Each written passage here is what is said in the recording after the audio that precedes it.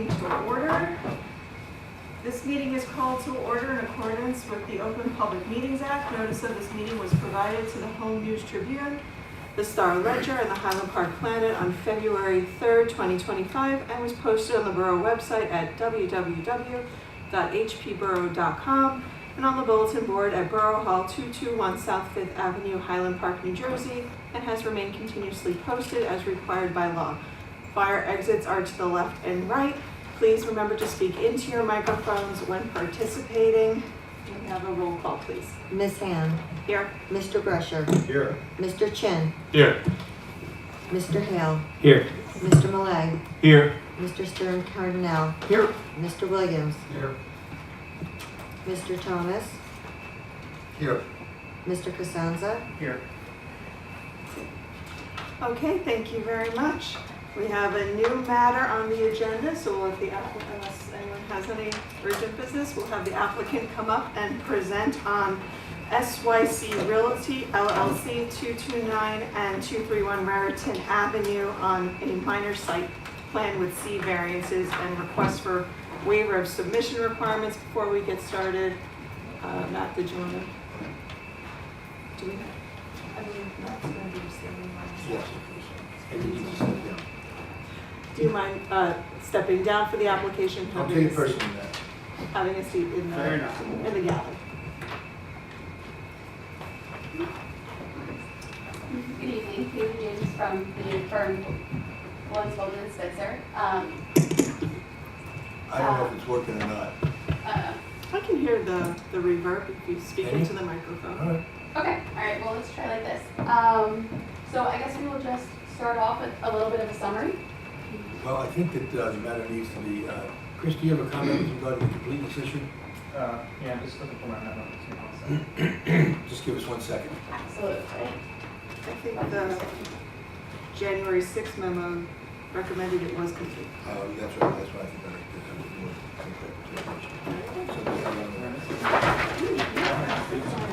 I think it's the January 6th memo, one of the three that you had. So our first step of the process is Yeah, January 6th, yeah. hearing from our planner on his recommendations on whether the applicant's application should be deemed complete for proceeding forward. It's my review memorandum dated February 4th, 2025. Applicant seeking a waiver of several items on the minor site plan checklist, outdoor lighting plan. Outdoor lighting plan, screening and landscaping, environmental impact statement, traffic impact analysis, and street furniture and urban design inventory. Given the scope of the project, 176 square feet, I think the board has more than enough information to be able to act on the application, so I recommend the board grant the requested waivers and formally deem the application complete. Thank you, Mr. Costanza. Madam Chair, if there's any questions of Mr. Costanza with the board, I can ask them now. If not, it would be appropriate to seek a motion to deem the application complete, granting the waivers requested. Thank you. Mr. Chin, did you have a question? Oh, sorry. I just have a motion to deem it complete. Oh, there we go. Do we have a second? Second. Second. I saw Alan go first, so second by Alan. Roll call, please. Mr. Brescher. Yes. Mr. Chin. Yes. Mr. Hale. Oh, sorry. Mr. Millay. Yes. Mr. Stern Cardinal. Yes. Mr. Williams. Yes. Ms. Hand. Yes. So with the complete application, And we're set to go. Now your turn. Absolutely, thank you. So yeah, I guess just to give a quick introduction, as I'm sure you're all aware, we're here tonight for the Jerusalem Pizza site, which is located in the borough's downtown area at 229, 231 Raritan Ave. So essentially what's happened is that around this time last year, there was an internal fire. When it came time to renovate the floor plan, the bathroom needed to be increased to comply with the ADA requirements. As a result, the kitchen area as well as the seating area was reduced. So the seating area previously had 40 seats and is now only going to have 30 seats. And then the purpose of this application tonight is essentially to create a usable kitchen. So the applicant is seeking site plan approval for a 176.33 kitchen addition that will be at the back of the Jerusalem Pizza building. So in Mr. Cosenza's review memorandum, he pointed out that there were a few pre-existing non-conforming conditions. The rear yard setback from the rear building, impervious coverage, and a number of parking spaces. Mr. Cosenza indicated that should the board deem C variance relief is required, the applicant would need to request it. There is no question that these conditions are pre-existing the ordinance, and Mr. Cosenza also pointed out that none of these conditions are exacerbated by the project. So we contend that there is no need for relief. However, if the board determines otherwise, we will be able to discuss that tonight. There are also other items in Mr. Cosenza's review memorandum, which we will discuss through the testimony of our engineer, Mark Lieber. But I think it would be best to start with Shalom Cohen to just give us some background. Sir, you swear or affirm the testimony that you're about to give will be the truth, so help you God? I do. Would you be kind enough to state your name, spell your last name, and give us your address for the record? Yeah, there you go. It's actually working now. Okay. My name is Shalom Cohen. I own. Would you be kind enough to, for the record, to spell your last name? My last name is Cohen. You. My first name is Shalom. I own China Lee and Jerusalem Pizza, and we bought the building about 10 years ago, which is SYC Realty. February of last year, we had a fire at Jerusalem Pizza and China Lee. So we decided to redo all the restaurants, but Jerusalem Pizza, as we started building it, we had to comply with the restroom to make it accessible. So they took half the kitchen into the restroom to make the big enough restroom. As a result, the kitchen became half the size. It's not workable. So we decided to go out and to build out.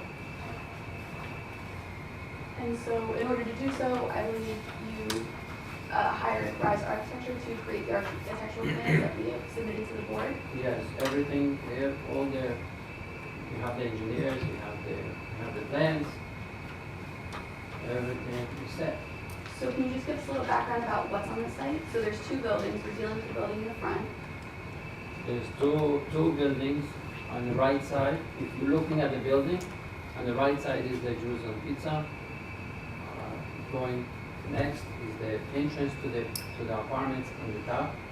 To the left is China Lee.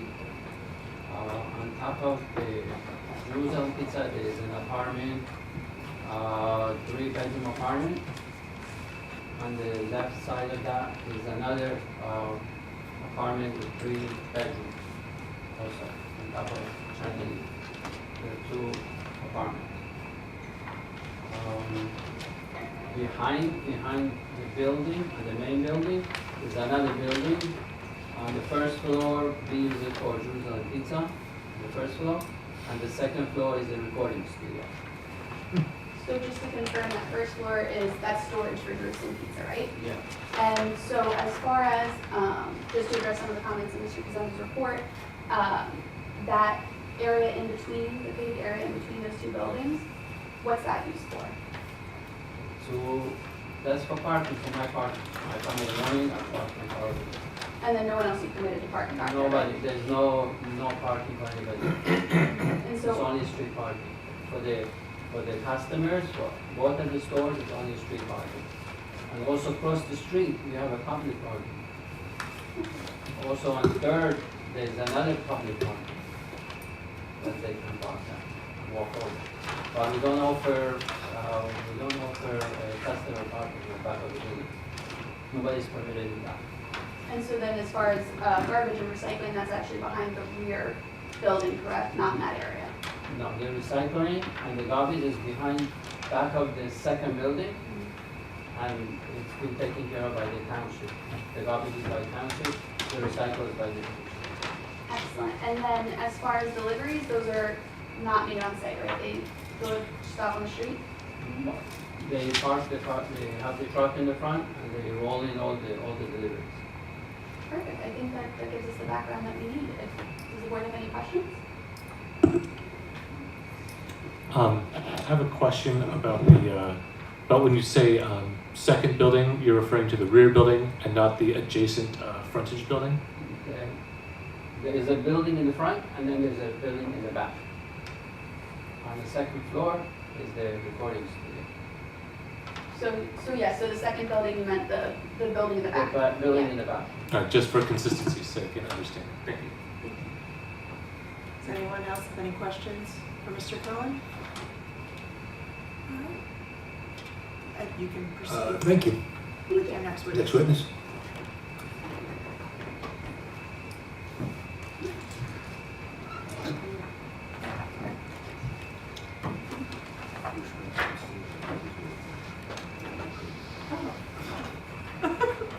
Sir, do you swear? That's a little bit louder than I thought. Do you swear or affirm that the testimony that you're about to give will be the truth? So help you God. Yes, I do. Would you be kind enough to state your name, spell your last name, and the location of your offices, please? Hi, good evening. My name is Mark Lieber, Mark with a C, Lieber, L-E-B-E-R. I'm with East Point Engineering in Marlboro. Thank you, sir. Can I just check that microphone? Yeah, it's at the bottom. Pretty well. Oh, thank you. Better. What do we think? Yes, There it is. much Okay. better.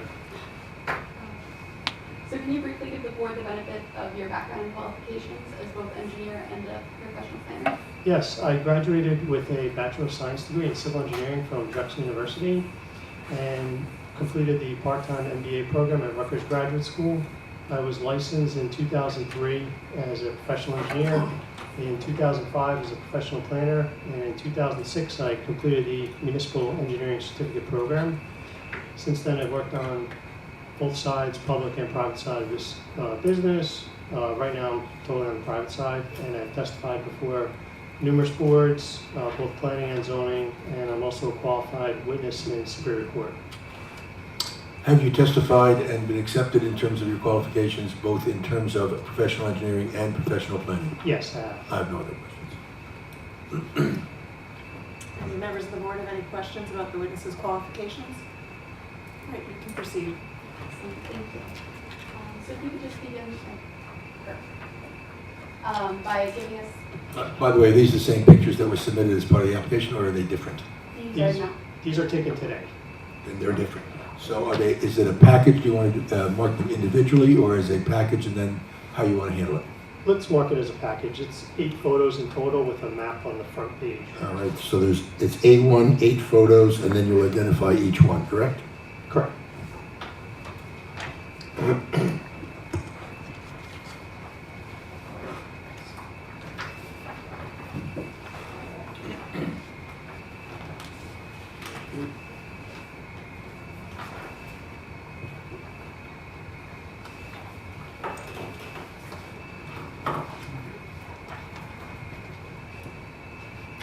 So before we get started, just a little background. This is block 1603 and it's lot 32. It's 229, 231 Raritan Ave, and it's in the CBD district. We took these photos this morning just so that everyone can see what the current conditions are on the property. On the first page, this is just a map from Google that shows each photo location and the direction that the photo is obtained. So if we go over to the next page, the photo on the top, this is the front of the building. See on the, top, yeah, if you hold it this way, Ah, so this would be the top photo, okay. top of the sheet. It's the front of the building, just take it from across the street. You'll see that Jerusalem Pizza is still covered in paper. That's because there's still work going on inside. The next photo, which is, I guess, to the left of that, shows the alleyway. That's about 10 feet wide, and it does span the property line. So the building you're looking at is only about 7.5 feet from the property line, but the entire width of that alley is about 10 feet. If you go to the next page, this is at the end of the alley, where you can see the white building in the background. That's our building you heard 2 minutes ago is behind us. And then the photo to the left of that is just a picture of that rear building. And you'll notice that the area between that building and the Jerusalem Pizza building is all concrete or asphalt. This site is almost entirely impervious. If you go to the next page, I'm sorry that this picture is backwards, but this is really me standing between the two buildings and just looking left. And you'll see that there's a large open area that extends behind numerous buildings along the side of the street. The next photo is really the most important photo in the application because that shows us the back of the front building, including the area that the work is proposed. If you look at that building, you'll see the right side's blue, the left side is white. And the proposed addition would be where the paint is white at ground level, it's a one-story addition. And then if you go to the last page, the photo on the right would be looking back down that access alley towards the street. You'll see, again, the back of the front building where the work is proposed. And then the last photo is actually taken 2 buildings down. There is another alley to access Raritan over there. I just wanted to show you what that looked like. That is not used at all by this applicant. It's rather narrow, but sometimes pedestrians will go through there to reach the back. So that being said, we had put together a set of plans. The architectural drawings submitted. The addition in the back is 12 feet by 14.7 feet, which is around 176 square feet. Again, it's really to service additional kitchen area. You heard the story about the fire and the need to expand the bathroom. Another aspect of the application is that prior to the fire, there were 40 seats in the restaurant. Now there's 30 seats proposed.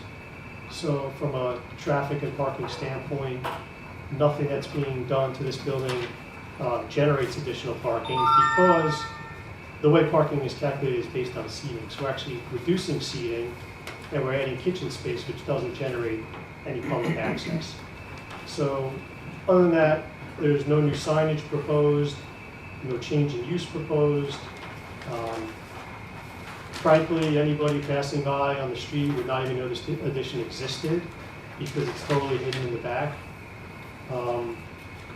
We even analyzed turning movements on our sheet 3 of our site plan set that depicts a vehicle that could drive back there and showing that this additional projection on the corner of that building does not hinder in any way a car from turning around and getting out. From a zoning perspective, there are a couple of existing nonconformities with the property. I could go through those just for the record. So we'll start off with minimum lot area, width, and depth. We comply with those items. There's some setback requirements for the front building. This is a 0 setback building, which complies with the CBD zone requirements. Where we don't comply is the setback for the rear building. We're required to have a 20-foot rear yard, and we have 8.4 feet. That's an existing nonconformity. We're good with building coverage, but all impervious surface, the zone requires no more than 90%, and our existing condition is 97.9%. And again, that would remain. We're good with our building height. It's a 2-story building. This zone allows a 4-story building. And gross floor area, we comply with that as well. Now, we did do a detailed parking calculation, and it indicated that, this site would theoretically generate a need for 37 spaces. But I did, put a bold note below that there are no parking spaces existing or proposed. It's a non-conformity that would remain, and that our kitchen expansion doesn't generate any additional parking demand. There were architectural drawings, which should be in your packets. And one of the drawings, which was sheet P03, showed rear elevations of what this would look like for a person just standing in the back. No, that was all part of the plan, was it not? That was, when I say part of the plan, part of the submission. Yeah.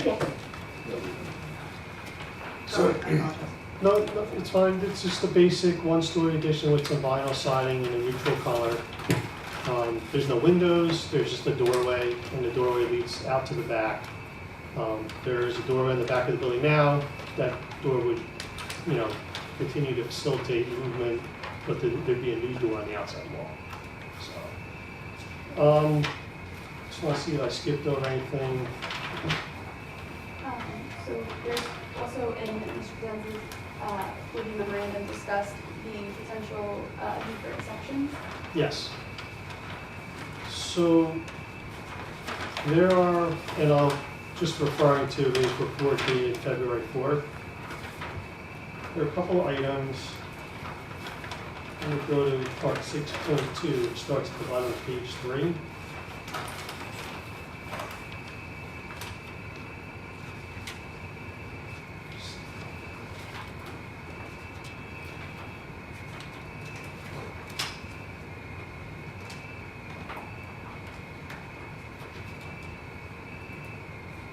Actually, it's 5.3.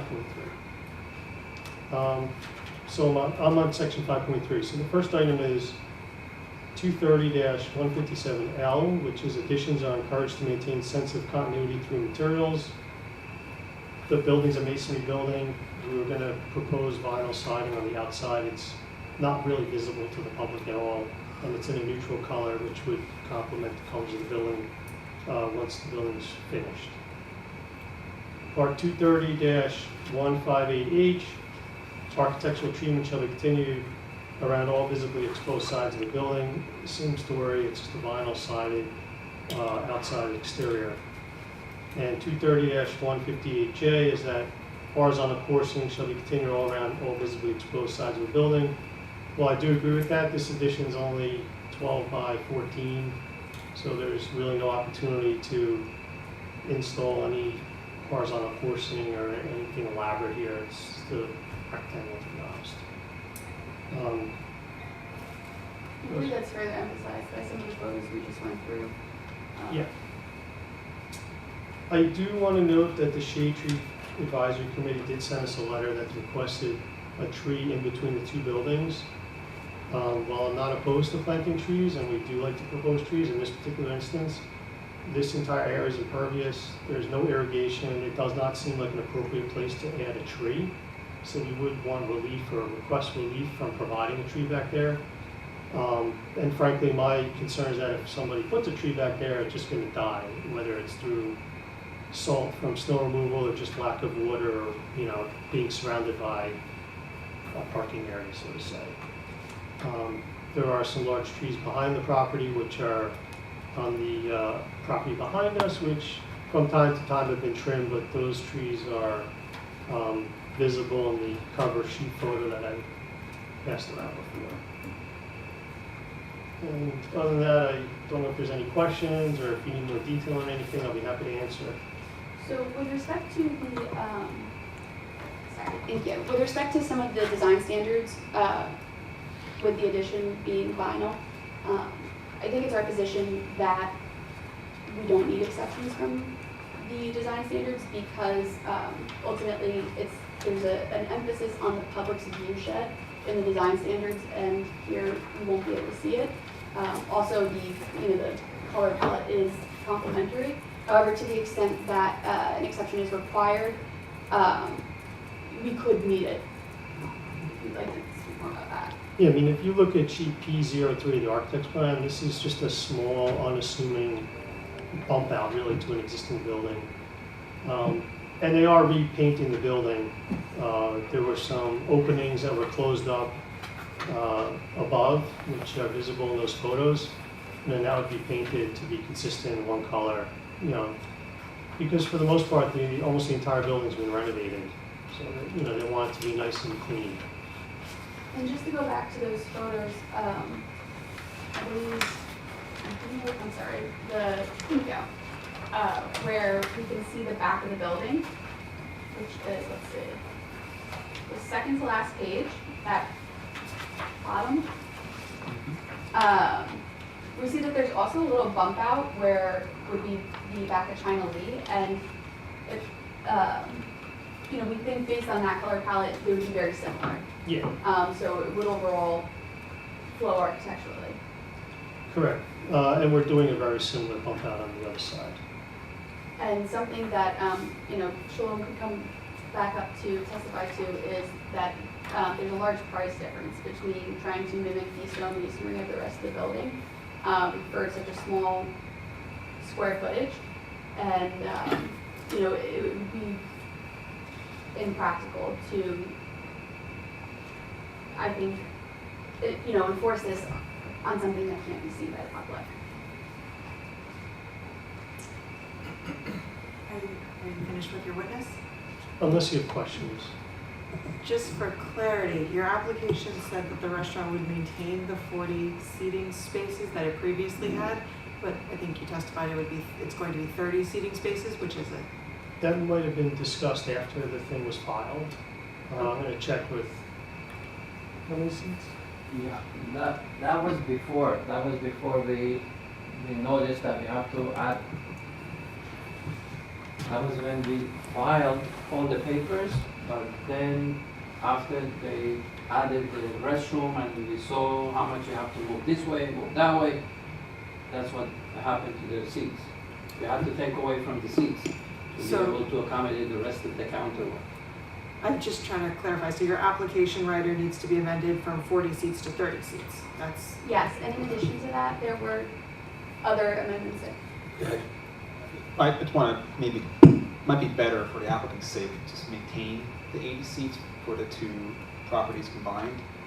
And whatever you can fit during construction is what you can fit, but just allow you to have the ability to have 40 seats going forward. Just be cleaner, less to change. yeah, that sounds great. all right, so we're coming around to the amending it to a statement that the two restaurants combined would have an 80-seat capacity. And right now, the one restaurant has 40 seats in it. That's what we're amending our statements to be for the application? Yes. Okay. Anyone have any questions? So now I'm a little confused. All right. Are you saying that the one restaurant has 40 seats and now you're going with the other restaurant that had 30 and now it's going to be 40? Or are you saying that the one restaurant is going from 40 to 30 and the other is going to be 50? So I believe what we're saying is when we originally calculated the parking, it was based on there being 80 seats. So I think the idea is that the 80 seats will be a maximum, but currently, as the floor plans are progressing, last I heard, and Shalom testified to this, that they're still doing tiling. It appears that only 30 seats can be fit right now, but ideally, if 40 could fit that, I'm sure Yeah. that would be preferred. Well, we'll take a step further. Before the fire, there were 40 seats in China Lee and 40 seats in Jerusalem Pizza, right? Right. So I think for purposes of site plan application, that's not changing. But in reality, there may be less seats. You may literally remove a seat, which you can do with or without permits. But in terms of whatever space is available for construction, they will construct whatever they think is fit. So you're suggesting that the 80 is a reasonable number? Yeah, if that's what existed before, then we should maintain that. Keeping it on the list of the pre-existing conditions along with the lack of parking altogether that was pre-existing and the other non-conforming conditions that were, your testimony has been that they were all pre-existing. So the idea being, unless you are voluntarily saying that the new construction has to be limited to 30 seats within the restaurant, maybe maintaining 80 for the building as a pre-existing condition was the recommendation of the planner, and to me sounds pretty good on your behalf. Understood. And I just want to understand, I believe I do understand your position with regard to the pre-existing non-conforming variances. Are you suggesting also in your report, possibly that with regard to section 5.3, that those three design waivers, they can be waived? My position would be the board would have to hear testimony that an exception can be granted. It sounds like you heard that, so I think the board can grant those exceptions. I think. And in your counsel, professional planning opinion, that doesn't do violence in your opinion to the site? I believe sufficient testimony has been given that it Okay. is practical. Yeah. Thank you. Got it. All right. Any Provided- members of the- Oh, go Just ahead. one quick clarification now. So the photos show that the white brick facade as almost unfinished, though. So can you clarify, maybe I misheard it, that's going to be finished as the bluish color when it's completed? That part we left because we weren't sure what we're gonna do with the rest of the wall. Okay. So we painted the whole building except that part. Once we know what's going on the bottom, we're gonna take care of the rest of the building, gonna be all the same color. Is it all same color and your addition will generally match the color of the China Lee add-on, like that beige color? Right. And I think that's part of the reason to grant the exception. Okay, and since I haven't, can you just tell me the color, it's gonna be one color that you're gonna end up having, correct? Yes. And just so the record, what is that color? The building, the wall, the top is gonna be the same as the rest of the building. That doesn't help me, because I don't know what the top looks like. I would say it's like a muted blue color. A muted blue, thank you very much. Okay, thank you. Okay? But the I think- vinyl siding was going to be white. Okay, so I would just like to confirm, I'm not sure about that. We have to discuss. We Okay. didn't discuss that part yet. So would the request be that the vinyl siding could either match the proposed blue paint that the rest of the building currently is, or white? It can be beige, and it can be the same color as the other side. That's what they were. Yes, All right, so beige, white like in the application, or the blue, one of the three colors is, or it's definitely beige. it's probably gonna be the same color as the other side. Okay, and the other side addition is the beige color? Where the door is on China Lee. Is This, right here? because the application writer proposed white siding. That's correct. So would the request be that it could be one of any of the three colors? But no more than so three, I'm right? sorry, if we could just, I'm sorry. It's all right. So I think the idea is that the whole building, including the additions, will all either be the same color or the two bump outs will match. Match of Whichever. either beige or white, or not hot pink, or Yeah, That- I neon mean, that- green. There has to be some general guidance, and No, it will have to match. Either it will match the building or will match the other side. and therefore, the building, you've already said, is going to be a muted blue, thank you very much. So it's either gonna be a muted blue, or the bump outs will be matching themselves, but then they will either be white or beige. As opposed to a pink or an orange, that's what we're trying to clarify. We don't wanna necessarily give you, and not that we're suggesting you do that. They're not trying to force you to have a white bump You said out, you're that's just gonna what was in match. your application. You're gonna match the other beige bump out. Perfect, thank you very much. Yeah, I know. One of those three. Well, that's what I'm trying to get, just that we're limiting it to one of those two. But I think that he's now testified that it's going to likely be, the bump out will be the same beige color that is currently in one of the pictures.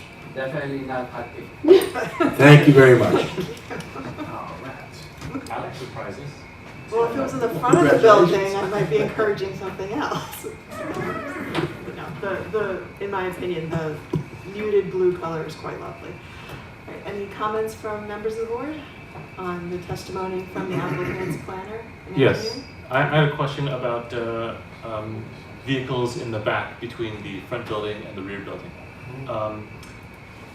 It looks like from the aerial photo on this first page here, that there is some use of the space between the two buildings for parking. I don't know if those are people who are working on fixing the building. I don't know when this photo was taken, if those were customers or people who were using the studio. But it seems to me that those vehicles might interfere with, I guess, the Turnaround? yeah, the turnaround on sheet 3. I've got the big version here. Unfortunately, my toddler scribbled on it when I wasn't looking. But just those vehicles seem pretty close to the drain inlet, and that inlet is right in the middle of that turnaround path. Well, this picture was taken today. The middle, That's from This Google. one Google. so that middle car is my car. Which photo are you looking at? The cover. Then This aerial image was taken today. No. No, sorry. So, this one's not taken. This one's taken. To be clear, I'm asking about the vehicles, it's a red vehicle and a sort of silvery topped vehicle on this map with the red arrows decorated. It could have been that the people who are working at the store, at the construction, but they were parked the car over there. It could have been the tile people, but they definitely no other people are allowed back there. There's no customer parking. So that, you would not have a problem therefore to indicate that that area between the two buildings would be not for customer parking, restricted against customer parking? Exactly. Okay, good. Or employee parking, or resident parking, or your own parking. It's all my parking. Only I park my car there and I come back and forth. Okay. So it would be limited to the, and you're the owner, Yes. and therefore it'd be limited to the owner's car parking? Exactly. Okay. Okay. Follow-up question again about vehicles in the back. I see that there's a some sort of ramp between this property and the rear parking immediately to the west of it. Near the numeral 5 again on the aerial photo.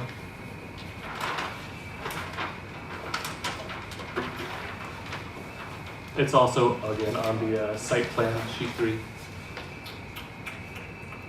Are you aware of people,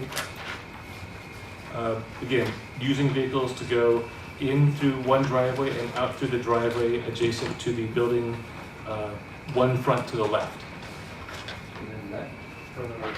west, Does anyone ever come out? near arrow 8? But right across where the red number 5 is on the front sheet.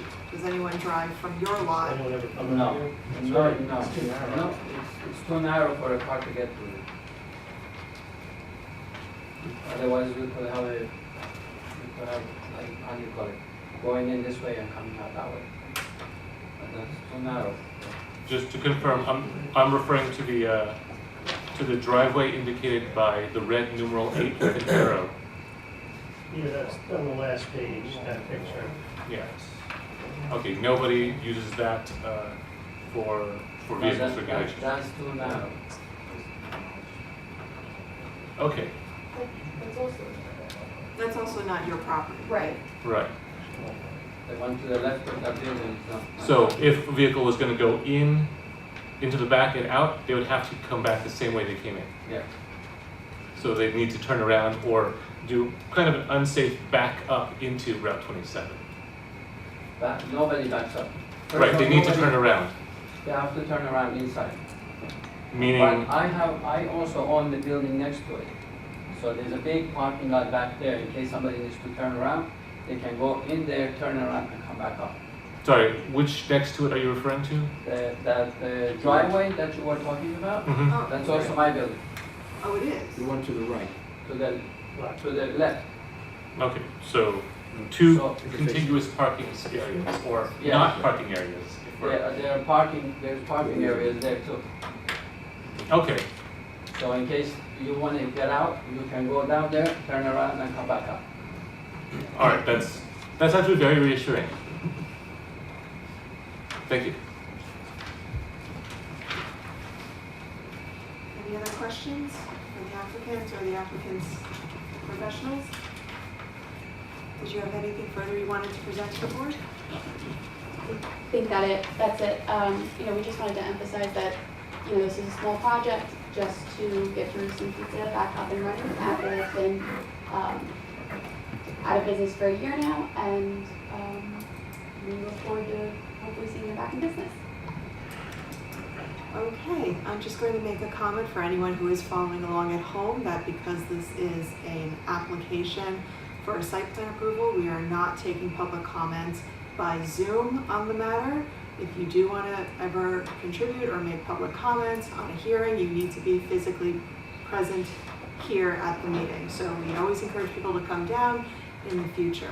So if there are any members of the public present who wish to be heard on this application or ask questions of the applicants, I will open up the matter to public comments for anyone physically present here at the meeting. Seeing none, I'll close the public comment portion on this application.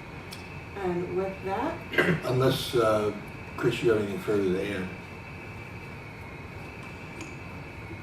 I always like to give you the opportunity for the last word. thank you. We heard commentary that it would be impractical to put trees, even one tree, into the rear yard area. We're really the rear paved area between the two buildings. Did you say anything about the rear of the rear building, basically along the property line? There are existing trees there that are rather large, but they don't belong to this property owner, they're behind us. Is that on the property to the rear? Because on the plans, it's all concrete. So, yes, so it's not on the subject property, and something that Shalom could testify to is that he's had to call because Right behind the two buildings, there are a lot of trees, big, huge trees. I recently had to call to have it chopped so it doesn't hit the building, damage the building. Trimmed. Trimmed, There you go. yes. So they were all trimmed, most of them were trimmed so it doesn't damage the building. Have an adverse effect on the building, I got it. Right. So our concern is that if more trees were to go back there, that it would either die underneath the larger trees or create a safety issue up closer. Trees, all these trees, all of these are all trees. And the 8.4 feet behind the second building is currently paved. It's not dirt. So It's the a pave would have to be, Concrete area. it's concrete. It would have to be demolished in order to even consider planting trees in that space. There's just not enough light.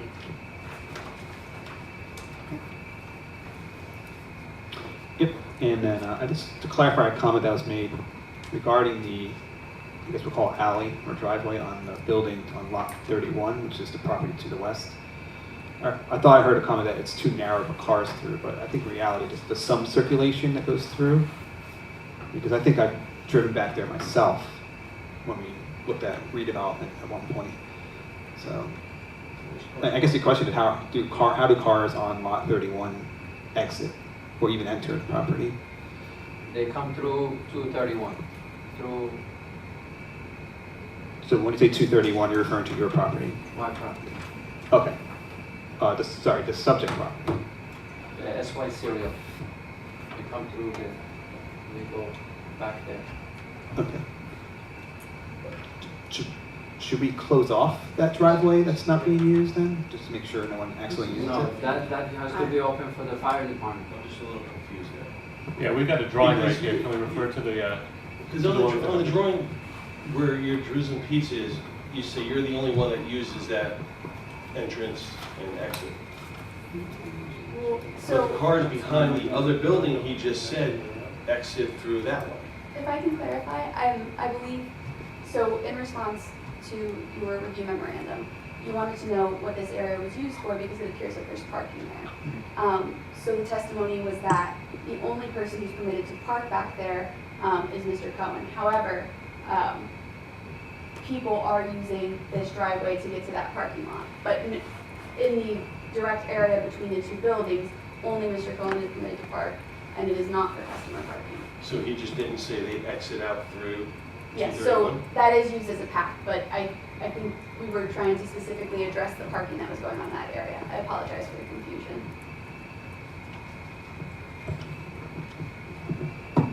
Would it be possible to indicate with paint on that surface, like for nobody to park there, so that we don't have again an issue of that one ingress egress for both properties being obstructed by a combination of someone who's parking there and the bump out from this proposed addition. So, what, you're talking about that parking lot between the two buildings? No, I think you're talking about the area behind, in between the front and back building, Yes. and having some kind of marking that indicates that there's no parking permitted. Yes, because I'm not On the going to side, offer not testimony, even but side. I did see vehicles in that area as I walk past, because it's in the neighborhood. So I want to be sure that there's no circulation, that what we're discussing reflects reality and not, oh, there's some illicit parking there that is unknown to the applicant, but known to, say, a resident or a tenant.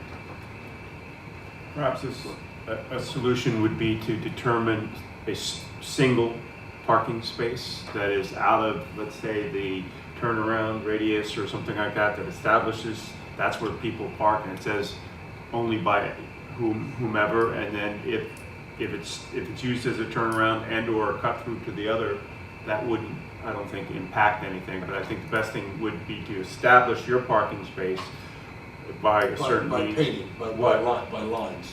Yes. Yeah. And that way, there's no confusion, and then if somebody is parking there that shouldn't be, and you're parking there, and then things it'll make things clearer, and because we want to get it's good to have a restaurant back up, and the fact that you're putting in compliant bathroom is great. So I think that would be a solution that would kind of make things clear. Because as we can see from the comments, we're unclear of who's going where and what's going what. This is one parking space for owner only or designated, boom, and the rest is no parking to allow for egress and or. Yeah, it's a current alley to enter the property. It's already striped for no parking. So we're just looking for a way to just clarify how people are using this. It protects people who are accidentally entering the property and hopefully makes the fire department happy too. Yeah, there could be another solution. That's just a suggestion. It's not a problem. And not a terribly expensive one either. I can provide a plan for that. And one other question, since the building is related to the circulation, trying to protect people, I also want to try to protect buildings. I believe on your plans you show bollards. Can you clarify you will be installing bollards? Yes. Okay. That's on the plans.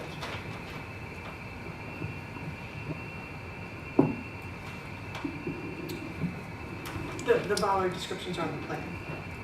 Right, I didn't hear testimony, I just want to make sure it wasn't like, we didn't talk about it, we're not going to do it, so I just want to make sure. Well, any approval is going to be subject to the review, to the inclusion of the plans, both architectural and otherwise.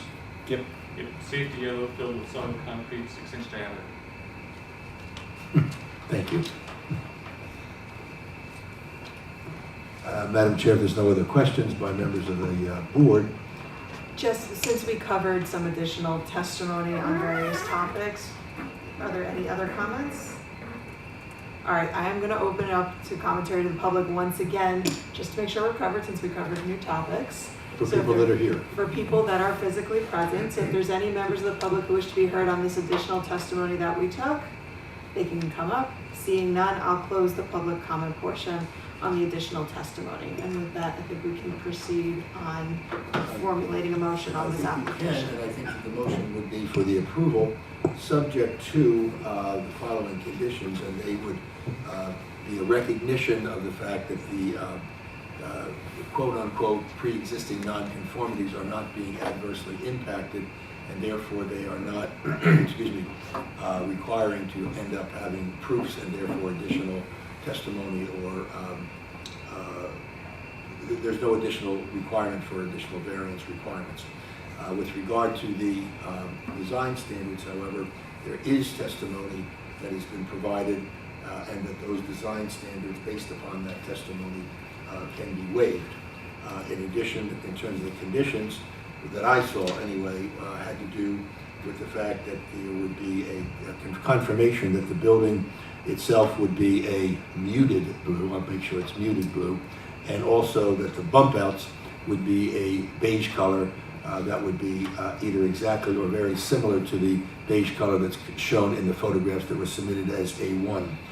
There would also be, a requirement that the area between the front and the rear building would be utilized specifically only for one parking space designated for the owner, and that it would be signed or designated as such by way of painting, and that there will be also a clear indication that it would not be available for either customers or employees. And I think that would be the conditions that I saw or that I heard, unless there's any others that either of you gentlemen or any members of the board may have in addition to it. Yeah? Okay. Seeing none, would anyone like to make a motion to approve subject to those conditions? Oh, I'm sorry. I'm sorry, excuse me, I just didn't want to forget that we discussed about the 80 seats as well. Oh, yes, that the application is being Yeah, amended that's fine. from 40 seats for the restaurants to 80 seats for the building covering both restaurants. Thank you. All right, would anyone like to make a motion subject to those conditions? Motion. Second.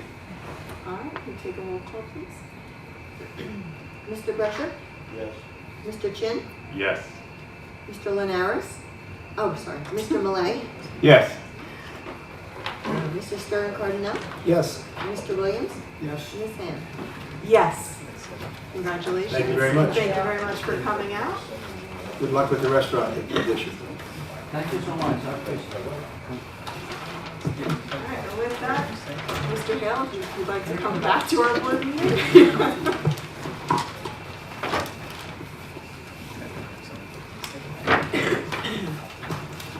All right, we have two final items on our agenda. We have some meeting minutes and some discussion on the rules and regulations of our board. I think we should tackle the rules and regulations amendments first. All right, we have rules of order, believe it or not, that govern how our board operates. I may not always feel that way, but they do exist. And we haven't changed them in many, many years, according to how many times we've readopted these particular minutes. But with technology changing, we are trying to move along with the times. Now that we have Zoom participation available for members of the public, we would like to make our meetings more accessible to commentary for members from home, but we face some challenges due to the nature of our board and our quasi-judicial roles that we undertake on things like applications for site variances, where we do need to create a record when we take testimony on certain matters. So there are certain types of matters we can hear and hear commentary from the public at home, and there are certain types of matters where people need to be physically present because we have to take testimony to create a record of the proceedings. That's for the protection of both the applicant, members of the public, and this board. So in order to do that, we've received a suggestion from our attorney with some recommendations for amendments to our rules to allow for members of the public to make comments on items that are not for hearings involving amendments to the master plan, applications for development, or other development applications, but other kinds of matters members of the public can participate in. I recognize it's going to be very confusing for a while what matters can be testified to remotely, which are none. All testimony must be here, but what matters don't require testimony, we can solicit commentary from the public at home. For example, these minutes don't require testimony, so we can solicit commentary from the public through Zoom. We are, again, in a unique position as opposed to a lot of other boards in that situation, that we do take that testimony, so we have these restrictions on Zoom participation. Just a Yes. question for myself. The Absolutely. difficulty with testimony is the identification of the person calling in over Zoom or something like that. Is that the real issue? Well, it's a combination of things, Pedrick. It's the fact that one. That is certainly one. It is also the fact that when you end up having somebody who ends up wanting to make not just testimony, but a presentation, they are at home with whatever it is that they want to present, and all you're seeing is something on a screen, which may or may not be as adequate as being here. And that's where the difference comes, in my estimation, between what ends up happening at a board meeting and what happens at a council meeting, generally speaking. I'm only doing this in the case of to get in as much, let's say, feedback is always a good thing. Could you not qualify a person's comments as simply that or opinion rather than? But I'd love to be able to do that, but unfortunately, as an attorney, I can't, because anytime that you end up having an application for development, or you have something that's a noticed application, such as a master plan, re-examination report, or some other, or for that matter, the reference with regard to the adoption or the reference by the governing body back here to a redevelopment plan, those matters are matters that are noticed, and therefore testimony is taken. And just like when the applicant comes in as today, they are under oath, and therefore you need to have the members of the public under oath as well. And you can say, well, okay, you put them under oath and then they can talk. Yeah, you can, but unfortunately what ends up happening sometimes is that they then want to make a presentation, and we can't really tell on the fly what they're really planning on doing. So therefore, in my humble opinion, it's up to you guys, but in my humble opinion, to avoid that potential problem, if you really have an interest in an application, it seems to me worthwhile for that individual to be here and then make that presentation so that they can end up seeing what the presentation actually is, better than just simply on camera and being able to make their comments and present whatever they need to present live and in person. Not to mention, if a member of the public wishes to provide adverse commentary or testimony to an application, the applicant has to have the right to cross-examine. And frankly, having an applicant in front of us trying to cross-examine a video screen, if it's even working, is... No, I was mostly a point for clarification, and if, as time goes on, we get a lot of feedback from the public, rules can be changed next year, so.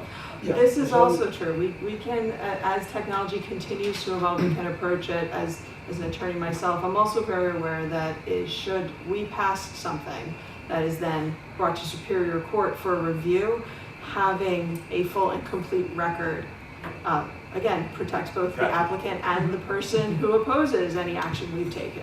On the way down, I was listening to stuff, and this may seem a little far-fetched. You want to end up having testimony from a live person, not an AI image.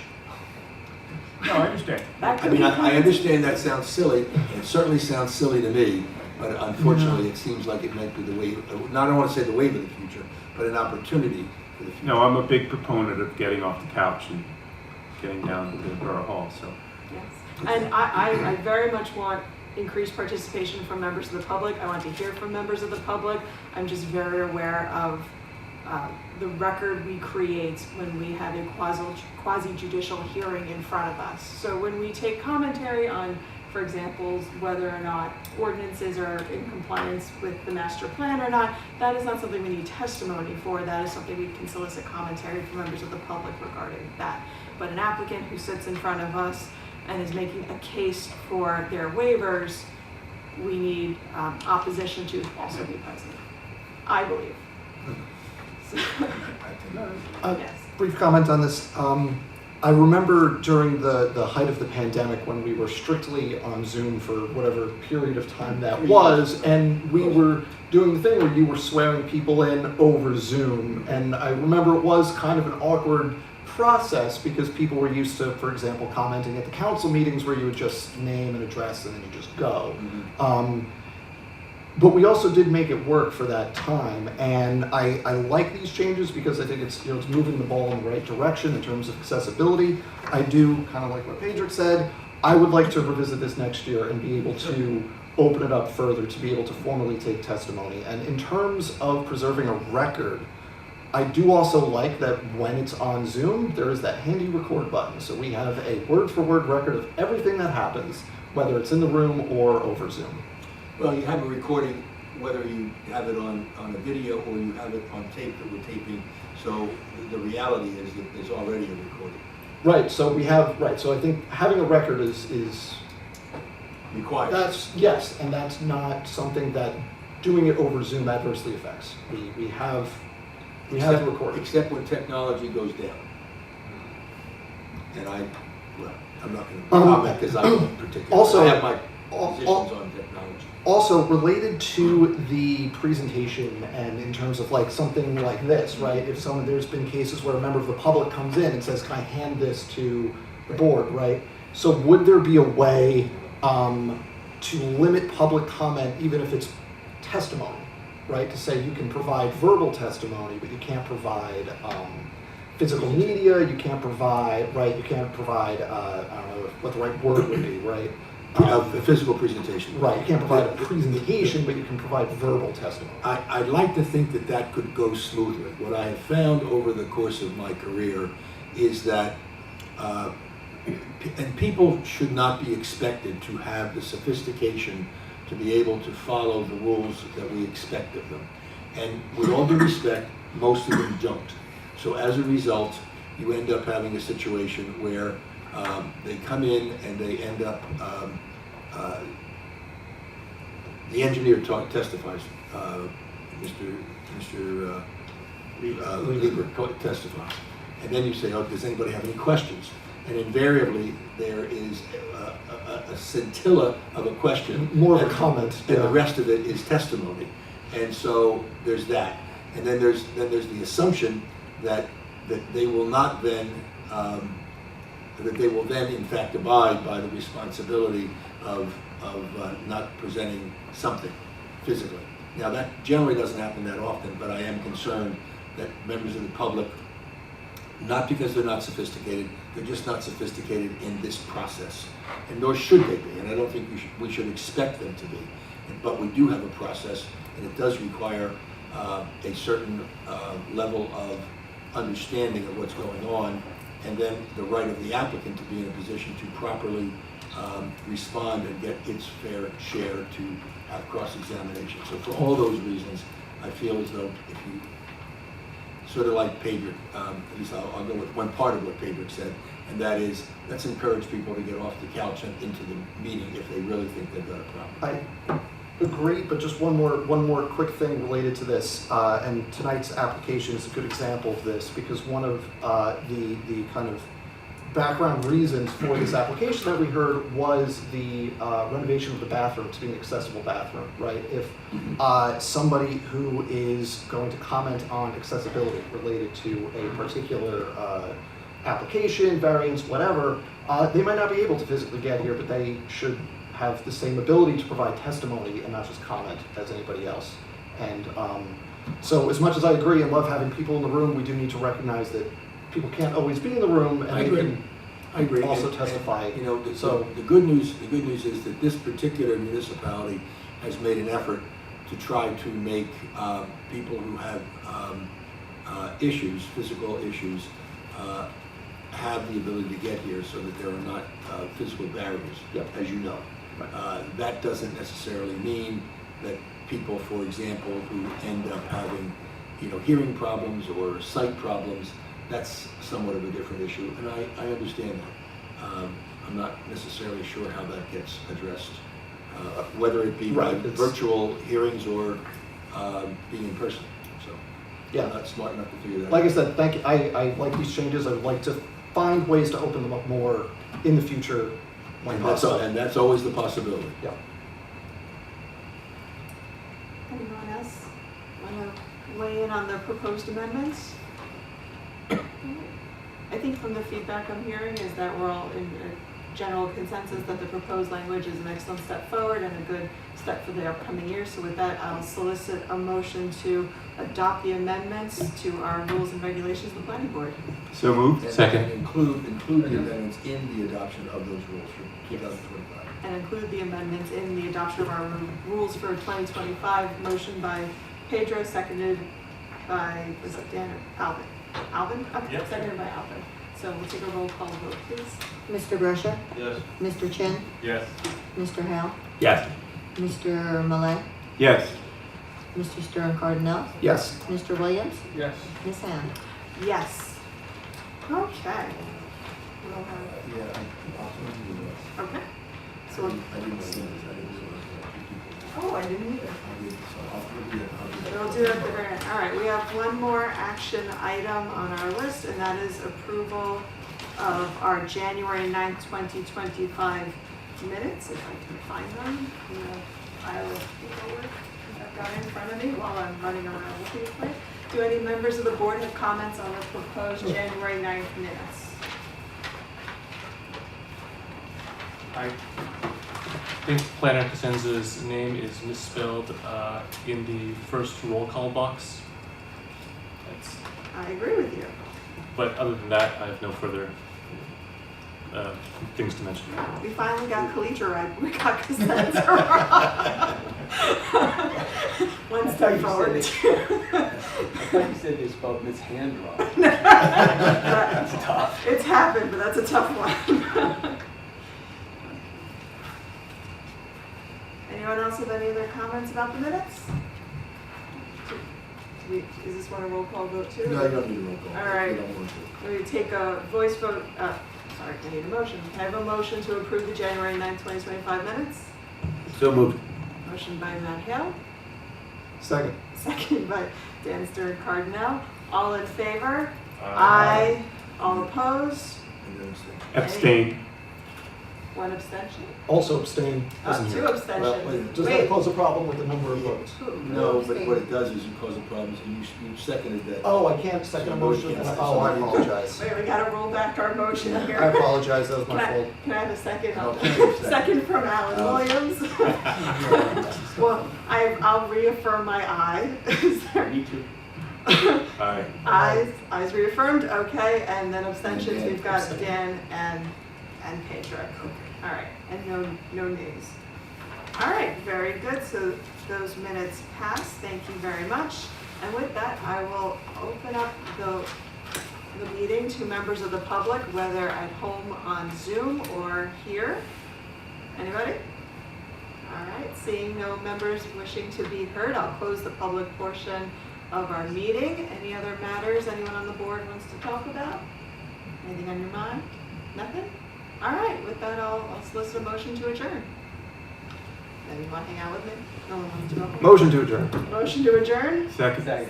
Second, all in favor? Aye. All right. You two guys, I didn't realize this. It turns out, it's